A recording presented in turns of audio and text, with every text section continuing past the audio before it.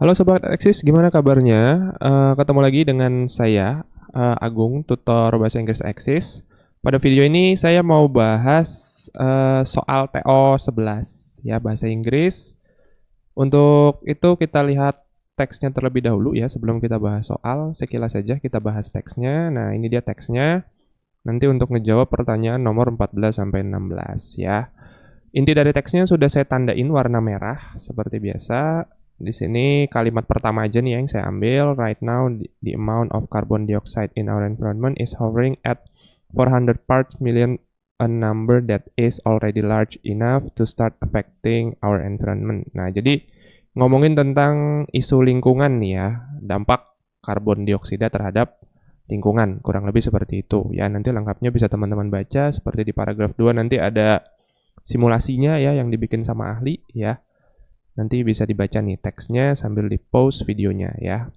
Oke, sekarang kita ke pertanyaan nomor 14.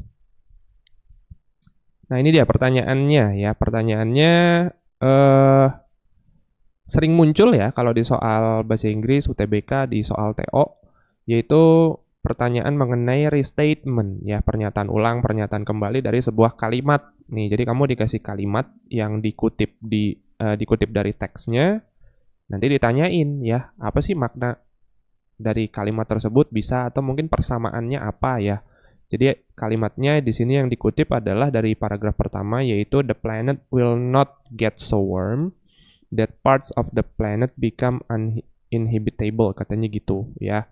Itu dari paragraf pertama. Nah, jadi untuk soal nomor 14 ini saya masukkan kategori inference ya, karena memang di sini tersirat ya, pertanyaan ini tersirat. Jadi kita ditanyain apa makna dari kalimat tersebut ya, yang dikutip dari paragraf pertama.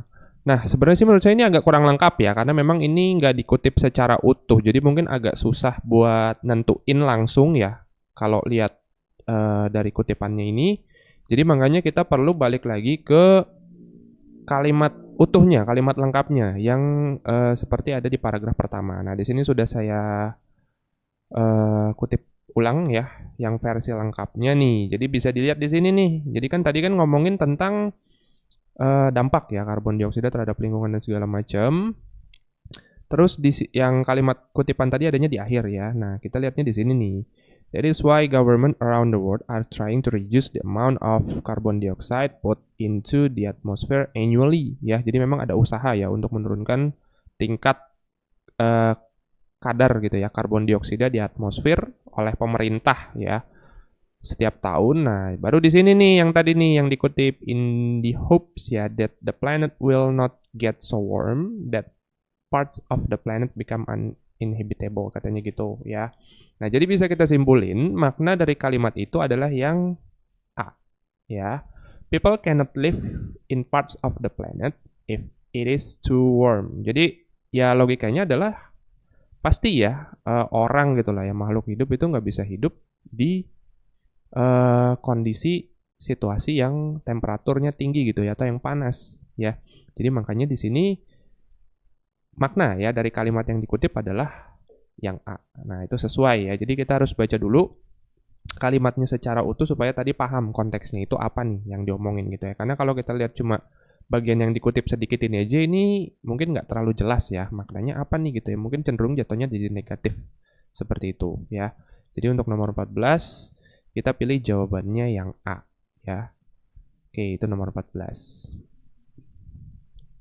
Berikutnya nomor 15. Nah, ini juga sering muncul sebenarnya kalau soal author bias ya, sudah saya tandain di sini. Which of the following obviously shows the author bias ya. Kategori pertanyaannya sama kayak tadi ya, masuk kategori inference karena ini implicit ya, tersirat. Kita nggak bisa menemukan secara langsung. Cuma bedanya kalau di sini sih kebetulan ini ada kata obvious-nya ya. Kalau kita ketemu dengan kata obvious nih, ini saya jelasin lagi ya mengenai bias.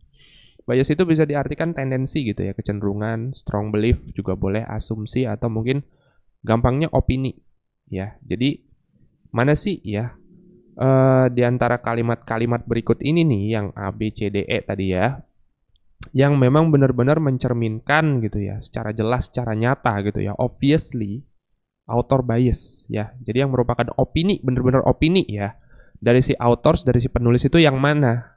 Jadi itu yang harus kita cari ya. Berarti tipsnya gini, kalau ada pertanyaan tentang bias ya, terus mungkin ada kata obviously-nya tuh ya. Berarti kita harus pisahin antara yang opini dengan yang fakta ya. Berarti kalau pertanyaannya obviously show the author bias, cari ya yang benar-benar merupakan opini ya. Berarti untuk nomor 15 ini jawabannya yang merupakan pure ya, opini dari si authors, dari si penulis adalah yang D, yaitu there is no need worry right now about how the world will end. Ya, itu bisa ditemukan di paragraf terakhir. Nanti bisa dibaca ulang teksnya kalau kurang jelas. Ini ada di paragraf terakhir ya, tercantum ya, di situ ada. Yang A, B, C, dan E ini juga ada di teks ya, karena memang obviously ya, stated dia. Cuma A, B, C, dan E ini merupakan kalimat fakta. Jadi makanya kita nggak bisa jawab pilihan A, B, C, atau E ya. Yang memang benar-benar merupakan opini dari si authors adalah yang D ya. Oke, itu untuk nomor 15. Pertanyaan mengenai authors bias ya. Sering ini muncul di soal teks ya, reading UTBK. Terakhir untuk nomor 16, silakan teman-teman jawab ya pertanyaannya. Di sini ada pertanyaan mengenai paragraf kedua. In paragraph 2, the authors present ... Nah, di sini sudah saya kasih konsep excellent-nya. Ini gampang ya. Masuk kategori pertanyaan main idea. Nah, jadi sebenarnya teman-teman cuma ditanyain, apa sih main idea dari paragraf yang kedua? Nah, nanti silakan dicari. Tulis jawabannya di kolom komentar ya. Karena videonya sampai di sini dulu ya, selesai. Terima kasih buat yang sudah nonton, semoga bisa bermanfaat. Sampai jumpa lagi di pembahasan berikutnya.